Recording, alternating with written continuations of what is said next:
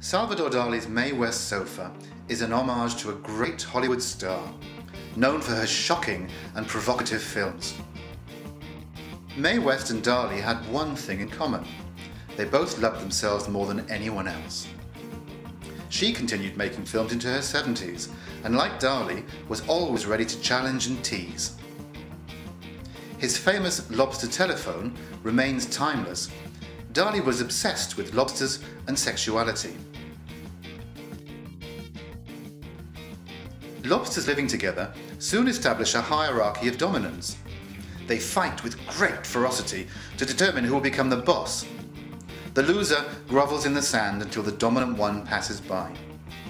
The dominant lobster gets first choice of shelter, food, and mates, and steals something from the loser's burrow to add to his own highly decorated home. He builds the biggest, gaudiest den he can to show all the other male lobsters that he's the top dog. He's the bad boy on the block. The Prince Regent, who built the Royal Pavilion, had a prolonged competition with his arch-rival, the Emperor Napoleon.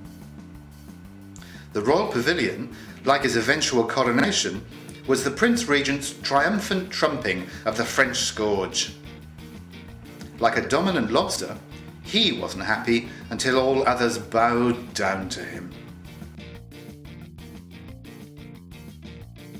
A female lobster can only mate after she molts. Molting means the shedding of the hard shell. Lobster society has evolved a complex, touching courtship ritual that protects the female when she is most vulnerable. When she is ready to molt, female lobsters do all the choosing. They seek out the largest, meanest male in the neighbourhood and stand outside his den, releasing their scent in a stream of urine from openings just below their antennae. They flirt with each other by urinating in each other's faces. They drug him into submission. He emerges from his den, intoxicated by them, drunk on their perfumes. The female then enters the den. At this point, the male could make her or eat her, but he invariably does the noble thing. He gently turns her limp body over onto her back, being terribly careful not to tear her soft flesh, and then they mate, with a poignant gentleness that is almost human and in the missionary position. When the first female moves out, a second one moves in, molts, mates, recovers and moves out. Then the next female moves in, and so on until all of the females have molted and mated.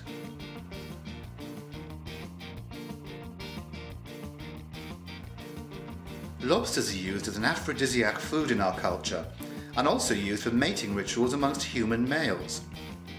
Big, important men will try to impress their ladies' friends with conspicuous displays of expensive food, trying to seduce her.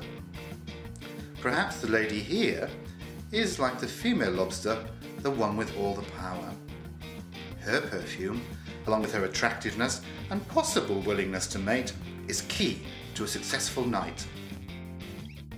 Next time you see a lobster on a fish market shelf or plate, why not think about how their secret sex lives are as interesting and complicated as our own? Let's let the music play on.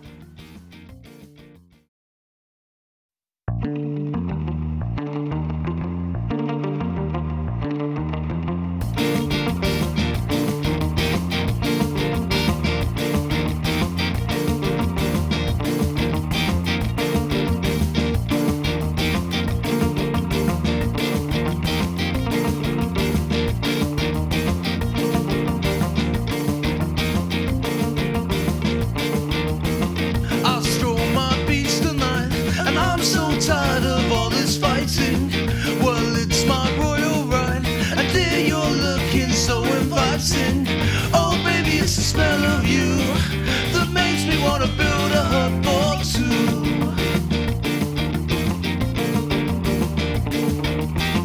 And we're strolling to town, and all those little fellas will be so jealous. I'll take you to my bed, and I'm pretty sure we'll wake the neighbours. I love my queen and I will treat her well. I beg you baby, please come out your shell tonight.